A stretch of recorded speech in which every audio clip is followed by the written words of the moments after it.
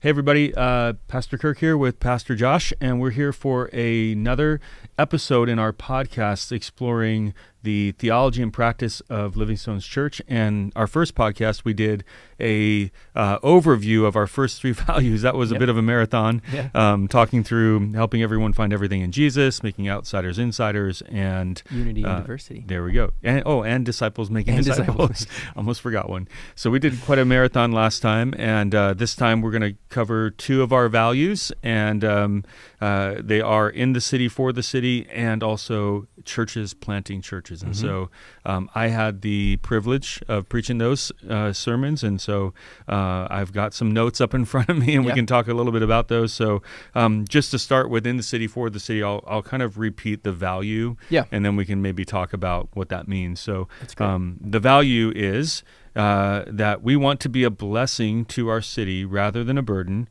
Like God with his people, we want to be for our city, not against it. And we want to be present in three ways: physically, present with mercy for the hurting and under-resourced; culturally, participating in and shaping what is good and beautiful; and then spiritually, praying for and guiding people toward the freedom found only through the gospel. So that's kind of the big picture. I mean, great value. We didn't write that, but it's a great value.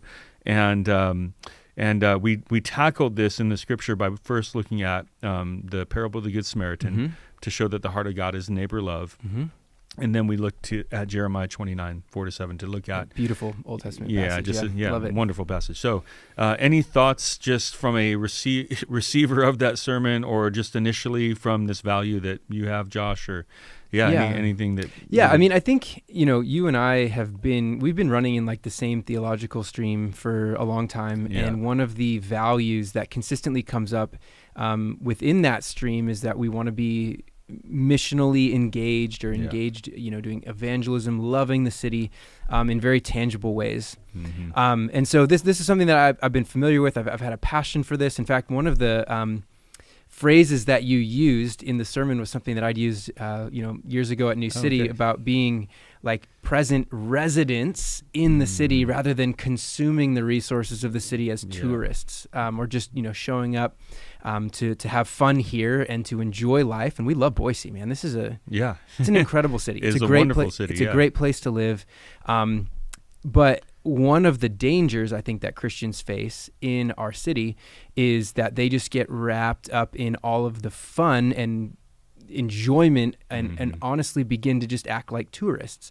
A resident is someone who's here paying taxes, right? And invested, buying a house, settling down, having kids, just like that passage in Jeremiah talks about, but where we can kind of end up erring and not caring for the city, and in fact being more of a burden to the city, is when we're just here to consume what it has to offer rather than contributing to its health and its good and its flourishing. Because as Christians do that, everyone around us will begin to flourish, right? If all of the Christians in Boise are seeking the good of the city, seeking its welfare, its shalom, then this city will be a place where all people can thrive. But if everyone were just being acting as tourists, it's not going to be the wonderful place that it has the potential to. And that doesn't just go for Boise; that goes for every city in which Christians dwell. So that was something that really stuck out to me. I appreciated that. But maybe one question I can bounce back to you would be, in what ways can churches end up becoming a burden to their city? So that's the first line in our value, is that we don't want to be a burden to the city in which we live. And maybe what are some ways practically that ends up happening, and how we could potentially resist those things? I think first of all,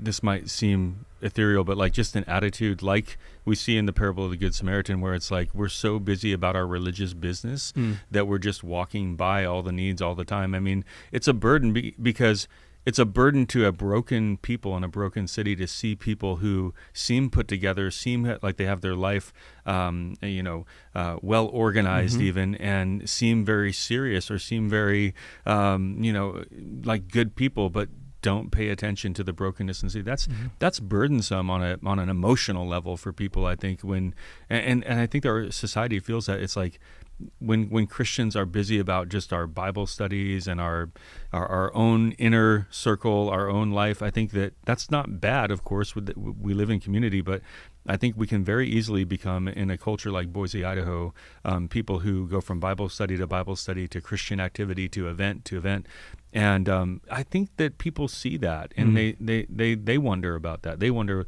like, why do you guys just like live here and do your own thing, and you're not seeing what we see and feeling what we feel? And so I think that's a burden in more of like an ethereal way, or like just a way that people feel. And then I think practically some simple things like we talked about, like if churches don't take care of their building. I mean, very simple thing property. Because like, again, not that we want to be about an outer facade or anything like that, but we have already a broken city. So in whatever way, in whatever part of the city we dwell in with our building, that should look like a piece of art in the city and a part of God's beauty, not an eyesore. I have been at churches and been a part of churches where, sadly, and that's why we want to continue to to better our facility. We're not there yet. I would say we're a little bit behind on the outward look of the building, where it looks fine. It's not like an eyesore. Sure. It's not like something that I'd say like, hey, that's a place that I can identify and say, oh yeah, they're really looking like something that is attractive to the community and looks like it's well taken care of. I mean, it looks fine, it looks good, but we can definitely improve that. Yeah. And I even think about like the grounds. We've got 14 acres on the corner of a major intersection in Boise. One of the ways that we can be a blessing to the city is by cultivating that and bringing out its potential and bringing out its beauty, right? Like I think we see that even early on in Genesis with this, with these mandates to subdue the earth and care for these things. We want to be creative stewards, really, is what we're called to be as human beings, creative stewards of the land that God has entrusted to us. And so that's a way that we can release the burden on the city, is by caring for the land that we've been given. And we are doing that. One of the things I mentioned in the sermon that precedes our time as Living Stones, but on that property that I'm very thankful for, is that we have a partnership with local community gardens, and on a big plot of that land that you could sell that for millions of dollars, really, but instead we have these gardens for refugee families and other people that new American people that come and they're looking to have extra provision because groceries are expensive and everything like that. And so I think that to me is a beautiful thing that we inherited and that we get to be a part of at 8775 West Ustick Road to provide for the needs of the hurting and underprivileged in our culture. And so I just want to see more of those kind of things happen. But, I mean, that's certainly one of the ways that we are helping to relieve the burden of the city. And we have our food closet as well. That's another way. There's a lot of food insecurity in our area that people may not realize. And that is a way that people, men and women within our church community, families can be served and receive food. And, our hope would be even to expand that out more broadly to the community at some point here in the near future. So, I think those are simple ways that we're trying to be for the city and not be a burden where we live. Yeah. Yeah, I think I've seen too, talking about being a burden, I think I've seen churches where their attitude, like if they even use like a city park or a place, is like, hey, we're just using this place, and they'll leave it a mess. Sadly and infamously, Christians are known after churches on Sunday when they go out to lunch to be poor tippers. That's a way of being a burden to the wait staff and those that are in the service, kind of the restaurant industry in our city. And I think all of those little ways add up, right? Like, just start to think like, man, who are these people that just live here and take advantage of all that we do and don't care about us? And so I think that's important, just thinking through every little participation we have in the city and whatnot. Yeah, I mean, I think it's important for us to really embrace, not in a way that compromises the citizenship we have in heaven, for sure. But we have been placed in Boise right now, whether you came here kicking and screaming or you were running to get to Boise. We've been placed here by a God who providentially guides our lives. Yeah. It's not an accident that we're here. And so I think we as Christians, we can healthily embrace that idea that we've been placed here providentially by God. And like you just mentioned about the parks, like taking an attitude that says, no, this is our park. I Yeah. live in this city, and this is my park. And so after we have a church event, we're going to get it cleaned up and, Lord willing, get it back better than it was when we got there. And that should really be a bare minimum. A minimum. That's an easy thing. That's an easy thing to do for sure.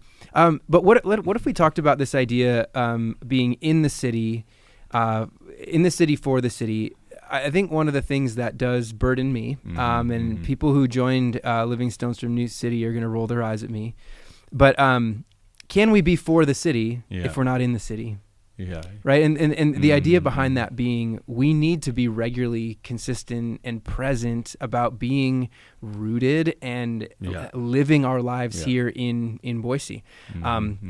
If we're constantly traveling, if we're constantly thinking about when's the next time I can get out of town, am I truly in the city? And if I'm not in the city, am I for the city? So I think that's something that I really want people to wrestle with. Now, that doesn't mean that you just sit home and sit on your couch all weekend. No, there are wonderful things to do in and around the city that we can engage with our neighbors, seek the good of the city. I mean, there's activities going on. There's, and one of the things you even mentioned too is like there's ways that we can be engaged politically in the city, right? To help shape not just culture, but also the politics of the city and seek its good. And so we think a lot about those to. National politics, as what I mentioned in the sermon, and so many people focus on that because it's in the headlines, it's the news where people dwell online, but like actually it's the my friend Rick Hogaboom said that it's actually in the local town councils and the mayoral elections. Those are where like real for our city where we actually live. That's where those things matter. Things are shaped. Who sits on our city council matters, and Christians in their neighborhoods can vote. I think we've got local elections coming up here in November next month. So we do. Those are things that we need to be considering as important in part of our responsibility to love our neighbor and be in the city for the city. So there's a lot more we could talk about there, but well, I think one of the things I want to talk about was like culturally, but it's the value says by participating and shaping what is good and beautiful in the culture of our city. I would say like, man, we have a long way to go as a church. I mean, we make little forays. Like we went to this Open Streets Boise event just to hang out, which was participating, right? So that's good. But like, would I say that we yet can say that we're help shaping what is good and beautiful in the culture of our city? I would say no. We don't have that big of an influence. I do have a little bit of experience in that. In my context when I was church planting in England with an event that we did for the city, and I know like other Living Stones churches have that as well, and I would want that to happen at some point, and we've talked about ideas with the property where I have to apologize actually because in the sermon I actually said like I called West Boise a little bit of a cultural dead zone, and I didn't mean to be disrespectful. I live there too, right? So, but same, come on, man. But there is like a coffee shop called Common Ground that a lot of people now have rallied around. Just get them some business through this, I guess. But that's great, and there's little pockets, but. Like, man, we have this big property and there's visions of like, how could we use this for good? Like, man, could we use part of that for, some residential housing? Could we use part of it for like some culture building, like a coffee shop area where people could come? And there's so many options, but we have to think about that. What events can we do to participate or even shape culture in the city? I've got some ideas as well, but I think sometimes if churches don't think this way, they just ape the culture. And so I'm not against trunk or treats or anything like that. I'm not against what harvest parties. We did one before. I think those can be good things to do as well. But I feel like sometimes what we do as churches is we just put on a Christian version of a cultural event. We separate out. Instead of thinking like, how can we shape the culture and be a part and bring people in more broadly and not just, I don't know. Like, so that's what excites me. I don't know if you've thought at all about like, what could be some culture shaping things we do? That's a big task, right? Oh my goodness. Yeah. Like when you think like that, big time. Really, like how would Boise eventually say, like Living Stones churches, and maybe in partnership with other churches, have actually shaped the culture of this city. I mean, for the good. For the good, right? Yeah. I think that's something for us to be praying for and considering is how can Livingstone's and the other churches in the city unite together to help shape the culture for good. But the last piece in there is we want to be in the city physically, culturally, and spiritually. That's right. And so I think this is a helpful way where we can transition then to talking about the second value, or I guess our last value, number 5, is churches planting churches. We want to be in the city for the city, and the best way to be in the city for the city is by doing the work of making disciples in the city. Amen. And then from the work of making disciples, we're planting and establishing churches. So I'll give you a second there to pull up just that value if you'd like to read it for us, and then we can jump into talking about that. But I think I want us to, as a church, to really have a heart for the lost in our city, and really the city changing culturally, the city changing physically even, will be the result of more people coming to know Jesus and being in the city for the city. And so, that leads into our churches planting churches. I'd say spiritually, just one more thing, like a simple thing that we did the other day that we want to continue to do as staff is like doing a prayer walk. I mean, I would encourage people in our church and others around Boise to drive around, turn the music off, and literally just drive and pray and pray over the city and ask God's mercy, ask God's blessing, ask God to draw people to Christ. I mean, I think as we said in the Churches Planting Churches sermon that we'll get to in a minute, all works of God begin through extraordinary prayer. I was very convicted by me too. by that section of your sermon, man. I found myself asking, like, why am I not praying for this more often? Like, why is this not like the heartbeat of all of my prayers for right now? So I was very grateful you shared that, very convicted, and it was also very inspiring just to hear the story of 300 Christians who the Moravians just began praying, and all of a sudden the Holy Spirit just moves. Just to mention about that before, because we're going to get to that, the prayer walk idea, we did that the other day. And this is where I think it's powerful. We walked around in our neighborhood and had the experience. I know you prayed for, there was another religious kind of institution there, and you were praying for that. A couple other ones. A couple other ones, And then I had never really realized, I walked through a neighborhood and there was some signs in Spanish, and then I heard, as I walked further, there was a car playing Spanish music, a separate occasion, and we had been talking about, like, hey, eventually could we have a Latino, like Piedras Vivas in Spanish, a gathering? Eventually that's something to pray for, and I was like, is that relevant in our area? And now I'm like, I think it is actually. Sure. I think it's quite relevant. Yes. So anyway, when you pray and when you engage in the Spirit, God might show things that are, for the city that you can participate in. So anyway, let's go to Churches Planting Churches. So this is the value, and you asked me to read it, and I finally got there. So here we go. It says, this was our last sermon, last value. I said this is the motor that drives everything. This is important even now as a new church. Church planting is the most effective way to see people come to the knowledge and love of Christ.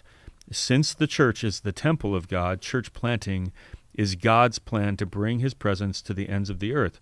We're constantly seeking to raise up new leaders and send out more church plants, and we invest 10% of our money every year into church planting locally and globally. Yeah, beautiful statement. Yeah. Obviously one that's close to your heart as someone who's planted churches in Europe and participated in different church planting efforts here in the United States too. Do you want to give us like a little bit of a condensed version of some of these thoughts that we worked through on Sunday? Yeah, I mean, the first thing we talked about is, first of all, it's church planting. So the church itself is important. I think that I didn't want to skip that because sometimes people think of church planting as almost like just evangelism, but you're not just doing evangelism, which we are, but you're actually trying to be a strong church. And so that means first you have to be a healthy church. You have to be a church that gathers, a church that's committed, a church that gives, a church that is serving serving and mature spiritually, so that like every member is growing together as living stones, and there really is like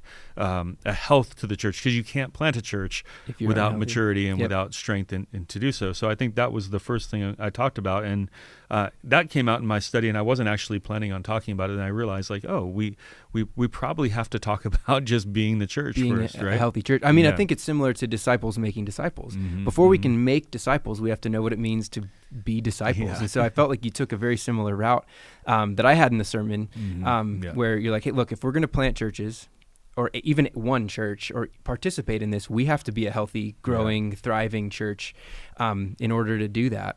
So I really appreciated that, because I think one of the things that we've seen through like church planting research is that the most effective way, not the only way, but the most effective way to plant churches is when a church plants a church, as opposed to an individual going out on their own to try and gather and plant a church. It's not that that's impossible. Sure, yeah. But what is most effective and is going to lead to a new healthy church growing and flourishing more quickly would be if an entire church, and probably some other churches as well, get involved in sending people, training up those pastors and lay people to go out and do that work. Yeah, because it's how you do it glorifies God as well. We talked about that, because in Acts 13, you have the beginnings of the Antioch church, which was the mission base of the Gentile church that was planted there in Turkey. And really you have this, again, diverse and healthy group of disciples that's maturing, and leaders praying and fasting,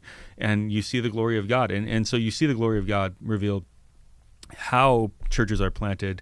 And I think sometimes we think, oh, an organization is going to do that. Again, nothing against parachurch organizations on one level, but I think that just, it doesn't, when we think a company, an organization, a Christian ministry, a person, a charismatic leader is going to do something, it lowers all of our involvement and doesn't rise us up to maturity and a high discipleship culture, right? So I think that's important. Right. So just practically speaking, I think if the attitude is, well, the pastors of the church who represent the organization, they're the ones that are going to do all the work and get things going, where really church planting movements are going to be birthed from the whole church, pastors, deacons, lay people, the membership, everybody getting involved, praying, it's on their mind.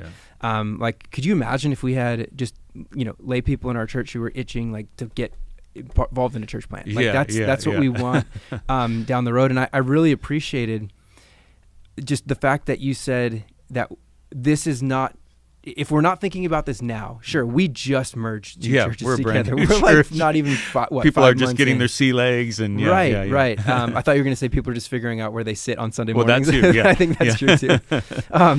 But I think like if we're thinking, we have to be thinking long term about this. Like we want to grow into becoming that kind of church. We just merged two churches together. We're getting our legs under us, like you said. We're still figuring out how the ins and outs in organizational structure and getting to know each other.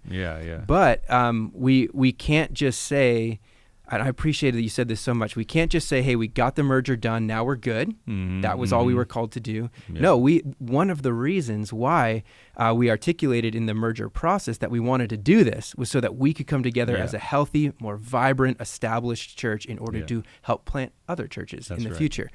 So this was step one for sure in getting there.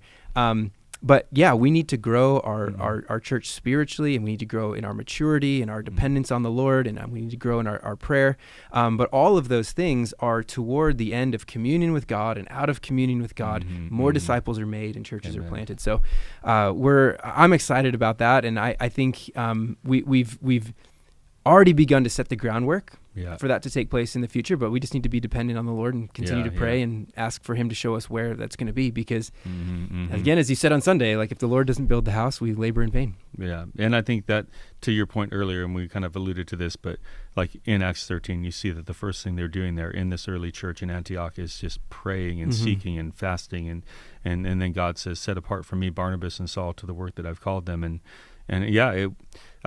as you said, gave the example of the Moravian movement. If people didn't know what we were referring to, like historically, just a great Protestant church planting movement out of a prayer meeting that lasted for 100 years. I mean, I feel like lately every sermon I've preached, I've kind of like, it's been about whatever the passage is plus prayer. I don't know what, like I did this, I taught at a retreat down in Reno, and then I remember I taught, up here, I can't remember what week it was, but I was talking about Charles Spurgeon and the engine room of prayer before service. And I just feel like, for whatever reason, that's just high on my priority list. Maybe it's because I feel less and less able in myself to accomplish anything, but know that God is able. And so I would just say, like, our desperation, oftentimes, I mean, it should drive us to prayer. Rather than turning inward, we need to turn outward in the midst of our desperation. Amen. So I really do hope and pray, like, that I think that's where we start right now. And then this last week, as you know, I've been reviewing all of our global partnerships and local partnerships as well. And that's been an opportunity for me to like live out what I just preached in like engaging with people. I talked to Joel Paris yesterday from Doxa Church in Coeur d'Alene and got a feel for where they're at. They're a church plant. I think we haven't really introduced them to our body fully, like some people from New City, but I think I'm actually really excited about that partnership again, and like, man, let's great pray things for going them. on up there. And it's another city in Idaho that we're helping plant a church. People may not realize that, like, and they still do want that partnership, and we're going to help them, Lord willing, for this year too. And so there's so many things. Like, I just. It's overwhelming. I had Pastor Karem from Turkey here again today. I was connecting with various people here in town, and just again thinking like, man, Turkey needs churches. And so it does drive me, honestly. I can't get it out of my head. I can't get it out of my mind. And I mean, I'm looking forward to a day when whether I go or you go or Mitch goes or other people go as part of a church planting team to downtown, to Nampa, to Spanish-speaking parts of, or as a gathering. Like, man, I just don't want. I don't want to be comfortable. I don't want to just be comfortable in our church. Not because I'm not happy. I'm happy in the Lord. I'm settled in the Lord. I'm thankful for what He's done. But there's just more. There's work to do. Yeah, for sure. Absolutely. Well, that's great. I think unless there's nothing else there, I think we've exhausted our values, and not quite. I'm just grateful for these values, and just to see, like we said during the sermon series, as we're praying through these things, thinking through them, keeping them on the forefront of our mind. Our actions and our attitudes will begin to change and become more in line and with these values, and help shape the way that we live together as a church family. So, Amen. Okay, well, that's the last podcast, and this one, all of our 5 values and the vision statement as well. And so, it's not great. Not the last podcast ever. Yeah, not the last podcast. The last of the values. Yes. In fact, we're going to do another podcast very soon. So, thank you guys, and continue to kind of tune into this podcast if it helps you understand our theology, our practice, and maybe this blesses other people as well. So, God bless you guys.